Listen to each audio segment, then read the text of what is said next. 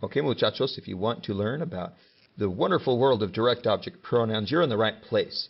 Essential question, how do I use them? And here's a hint for you. Them is a direct object pronoun. All right, let's start with what we know. We know that there are subject pronouns. I is yo, you is tu, she, ella, he, él, you, usted for the formal form. We is nosotras or nosotros. They is ellas or ellos, and you, plural form, is ustedes. There is no it in the subject position in Spanish. It's just implied with the verb. Now, let's move on and see how this works. For example, if I say Skippy drank the liquid, I could replace Skippy with a subject pronoun and say he drank the liquid. If I say the liquid looked like lemonade, I could also say with the subject pronoun, it looked like lemonade. And if I said Joe, Shirley, and I know better, I could say we know better. Those are subject pronouns. Okay, let's look at how direct object pronouns work. We can use pronouns in other parts of the sentence besides the subject, but they're slightly different.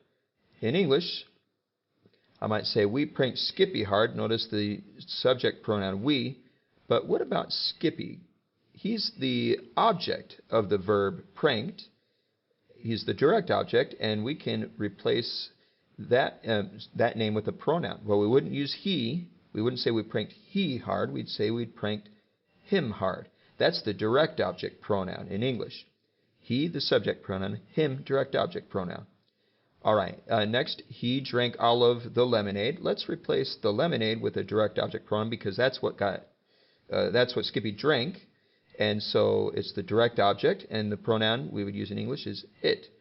It happens to serve as both a subject and a direct object pronoun in English. All right, Skippy glared at Joe, Shirley, and me. Now, we is the subject pronoun, but Joe, Shirley, and me, that would be us is the direct object pronoun. Skippy glared at us. And then, again, Skippy lost his lunch, or I could say Skippy lost it. Those are all direct object pronouns. Now, in Spanish, we have direct object pronouns too. This is where you start writing things down. Write down all of our subject pronouns, and then next to them, make a new column for our direct object pronouns. Okay, we know that I is yo, we is nosotras or nosotros, you is tu or usted, or if it's plural, ustedes, she, ella, he, él, it. We don't have one. Ellos or ellas would be they, and who is quien. Here are the direct object pronouns, the moment you've all been waiting for. Me, now in English I say me, that's a direct object pronoun. To say that in Spanish you say me. Us in English is nos. You is te. That's for the tu form, not for the usted or ustedes form. We'll get to that in a minute. Her is la. Now keep in mind this is not the possessive adjective, su. This is like when her is the direct object, like he gave, let's say he saw her. She's a direct object, and in that case, it would be la. Him is very similar, but to make it masculine, lo, that would be like she saw him. Again, the direct object pronoun. It can be lo or la, depending on whether it is a feminine it or a masculine it. And keep in mind, we're talking about whatever its assigned gender is. If it's a libro, then it's lo. If it's a camisa, then it's la. And them would be los or las, depending on, again, if it's feminine or masculine. And whom would be a quien. Let's look at a quick difference between English and Spanish. Direct object pronouns go before the verb in Spanish. In English, they don't. They still go after. Here's an example. She punched Mr. Cox, Senor Cox. Senor Cox is the direct object receiving the action of the verb. So in English, I would say she punched, and here's the Spanish version. Ella golpeó a Senor Cox. Now in English, I would say she punched him. And the direct object pronoun just goes in the same spot as the original noun did. But in Spanish, if I said ella golpeó lo or a lo, nope, doesn't work. That is incorrecto. Instead, I have to move that lo in front of the verb. And so instead I end up with ella lo golpeó. So this is a difference between English and Spanish and something you just have to remember. That's how you say it. Why don't you try one? Oh, a hint for this, mataron means they killed. So let's say I want to take this sentence, they killed Kenny, and switch it into Spanish. That would be, ellos mataron a Kenny.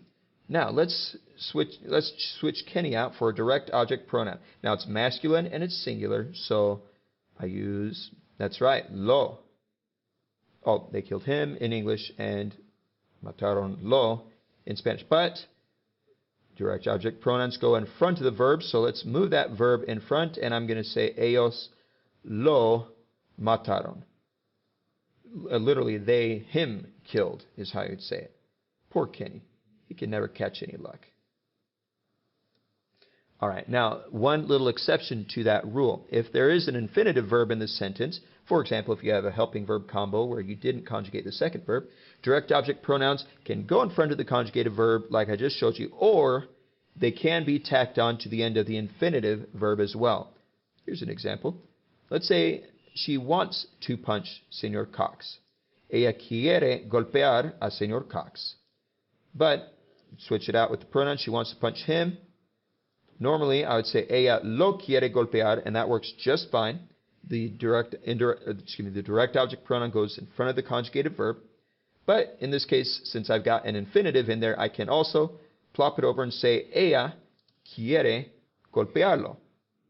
So you got two options in a case where like a helping verb combo sentence. So there you go. Ella quiere golpearlo. Write this chart down in your notes. Direct object pronouns. We've got the masculine lo and the feminine la. Those are both the singulars. And then we've got the plural los, which is masculine, and the plural las, which is feminine. So this is anytime you want to say it or them, you know, like, hey, you got those books? Well, bring them over here. So, traiga los aquí. You know. Anyways, let's try it out with some sentences. Yo prefiero comer las galletas. I could say yo, well, look at galletas. That's feminine and plural. So my direct object pronoun would be las. I can move it in front of the conjugated verb and say las prefiero comer. That's correct. I can also move it behind the infinitive verb, comer, and say prefiero comerlas. Also correcto. Watch out, this bottom one here, prefiero las comer. Incorrecto. Don't do it that way. Now let's try a little bit, just a few sentences here. Ella lee el libro. So what would our direct object pronoun be? Well, singular and masculine, so lo. Move it in front of the conjugated verb and say ella lo lee. How about yo como la fresa? We have a singular feminine direct object receiving the action of the verb. Yo la como. It goes in front of the conjugated verb. Skippy quiere atacar a Joe y Shirley. So who does he want to attack? Joe and Shirley. They're the direct object. So now it's a plural direct object this time because there's more than one. Since it's a mixed group, we'll default to the masculine.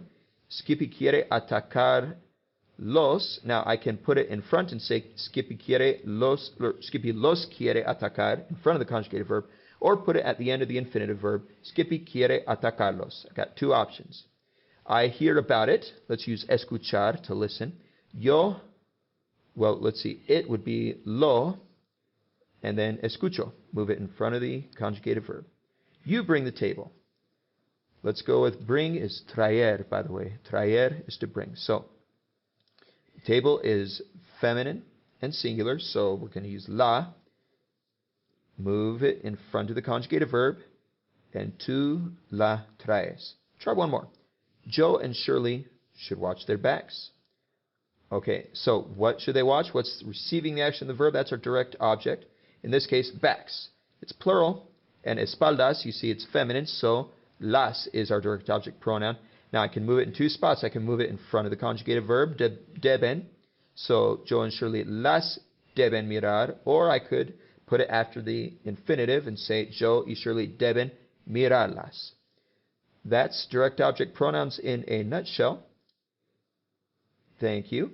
and bring any questions you have to class. Adios.